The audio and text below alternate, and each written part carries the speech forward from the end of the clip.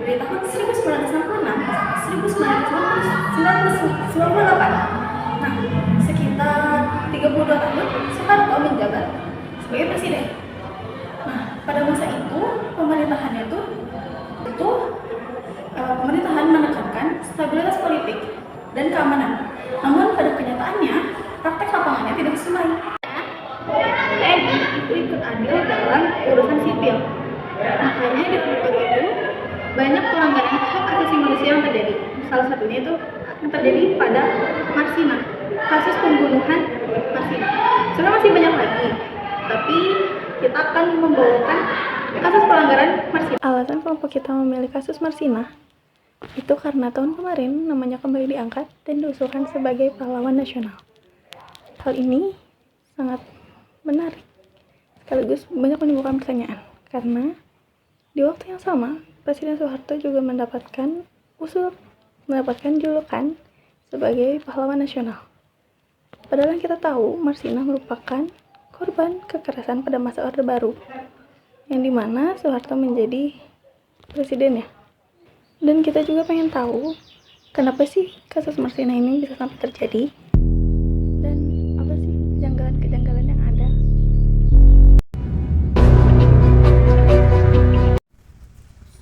Apa yang terjadi? Kasus ini bermula ketika pemerintah Provinsi Jawa Timur mengeluarkan surat edaran Gubernur KDH tingkat 1 nomor 50 tahun 1992 yang menghimbau perusahaan untuk menaikkan upah buruh sebesar 20%. Namun, PT Catur Surya atau CPS, tempat Marsina bekerja, tidak segera menerapkannya. Menurut arsip laporan Tempo, pada 3 dan 4 Mei 1993, para buruh melakukan aksi mogok kerja dan mengajukan 12 tuntutan terkait upah dan kondisi kerja. Sebanyak 15 buruh, termasuk Marsina, berunding dengan pihak perusahaan. Pada 4 Mei 1993, 13 rekan Marsina dipanggil ke Kodim Sidoarjo. Setelah pertemuan tersebut, mereka menyatakan mengundurkan diri dari perusahaan. Pihak Kodim menyatakan tidak ada paksaan, tetapi menurut laporan investigasi Yayasan Lembaga Bantuan Hukum Indonesia, ada dugaan tekanan dalam proses tersebut. Marsina yang tidak mengetahui hasil pertemuan itu mendatangi Kodim untuk meminta penjelasan. Malam harinya ia menghilang. 4 hari kemudian, pada 8 Mei 1993, Marsina ditemukan tewas di hutan Dusung Jegong, Kecamatan Wilangan, Nganjuk, Jawa Timur. Fakta forensik dan keterangan ahli. Setelah tubuh Marsina ditemukan di hutan Wilangan, Nganjuk pada 9 Mei 1993, jenazahnya langsung diautopsi oleh pihak medis untuk mengetahui penyebab kematiannya. Ada lebih dari satu pemeriksaan forensik visum yang dilakukan di kasus ini. Visum pertama dibuat setelah jenazahnya ditemukan. Hasil visum awal yang dibuat di RSUD Nganjuk cenderung sederhana dan hanya mencatat adanya pendarahan dalam rongga perut tanpa menjelaskan secara rinci penyebab yang jelas, seperti jenis luka tembus atau alat yang digunakan. Hal ini dinilai kurang lengkap karena seharusnya visum menyebutkan jelas penyebab kematian seperti tusukan, tembakan, atau luka lain secara spesifik. Visum kedua dilakukan oleh tim forensik yang lebih lengkap, termasuk pemeriksaan yang akhirnya dicatat oleh ahli forensik Dr. Abdul Munim Idris. Dalam visum kedua ini ditemukan beberapa hal yang mengejutkan. Tulang panggul bagian depan hancur, tulang kemaluan patah berkeping-keping, serta luka sepanjang sekitar 3 cm di bagian alat kelamin yang tidak cocok dengan benda tumpul biasa. Dari temuan ini, Dr. Munim Idris menyimpulkan bahwa kematian Marsina disebabkan oleh luka tembak, bukan benda tumpul, karena luka tembakan ini menyebabkan kerusakan pada struktur tulang di sekitarnya.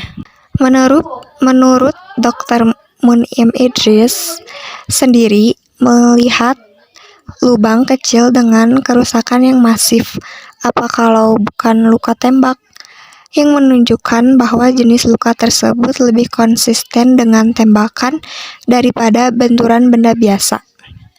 Temuan ini sangat penting karena menunjukkan kemungkinan pelaku memiliki akses terhadap senjata api, yang pada masa Orde Baru umumnya dimiliki aparat keamanan.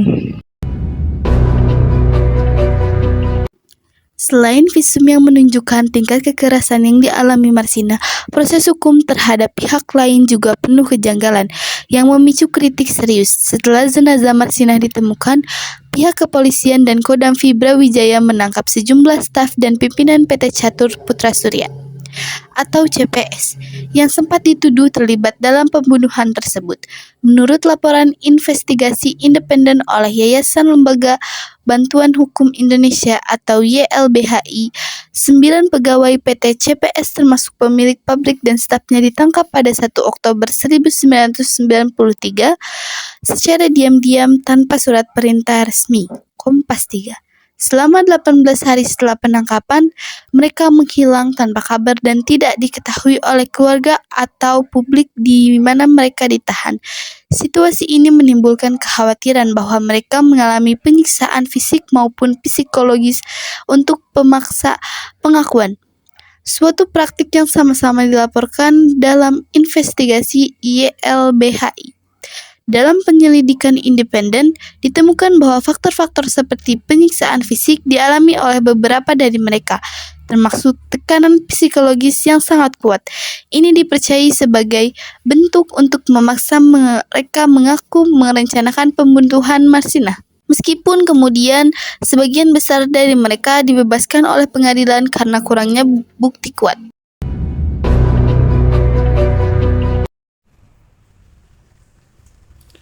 Mengapa pelanggaran ini terjadi? Untuk memahami kasus ini, kita harus melihat konteks Orde Baru. Pada masa itu, berlaku konsep dui fungsi ABRI, di mana militer tidak hanya berperan dalam pertahanan, tetapi juga dalam urusan sosial dan politik. Aksi mogok buruh sering dianggap sebagai ancaman terhadap stabilitas dan keamanan. Dalam sistem yang sangat menekankan stabilitas, suara kritis bisa dipandang sebagai gangguan. Jika benar ada keterlibatan aparat, maka kasus ini menunjukkan bagaimana kekuasaan dapat digunakan untuk membungkam aspirasi rakyat. Marsina bukan hanya korban kekerasan fisik, tetapi juga korban dari sistem politik yang tidak memberi ruang aman bagi kebebasan berserikat.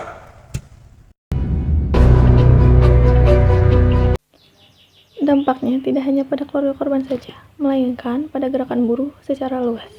Kasus ini menimbulkan ketakutan dan menjadi simbol represif terhadap buruh pada saat itu.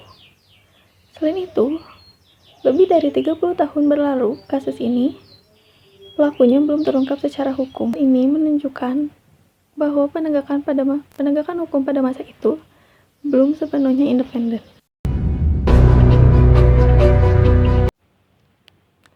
Dari kasus Marsina mengajarkan kita bahwa hak buruh adalah bagian dari hak asasi manusia. Negara harusnya bisa melindungi rakyatnya, seperti mereka yang sedang menyuarakan hak ekonomi. Saat nama Marsina diusulkan sebagai pahlawan nasional, dan di saat yang sama, nama Soeharto pun diusulkan sebagai pahlawan nasional, kita sebagai generasi muda harus bisa melihat sejarah secara utuh, dan harus menghargai jasa-jasa mereka, dan kita pun tidak boleh tutup mata saat pelanggaran hak asasi manusia terjadi.